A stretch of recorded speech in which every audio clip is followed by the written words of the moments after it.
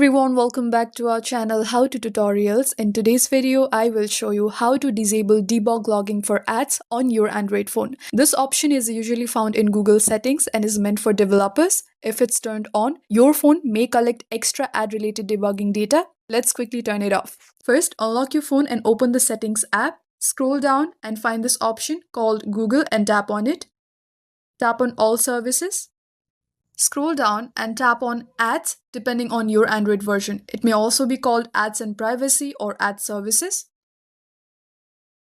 Scroll down and look for the option called Debug Logging for Ads. And if the toggle is on, turn it off. This stops your phone from recording detailed ad behavior logs. If you want better privacy, you can also do this.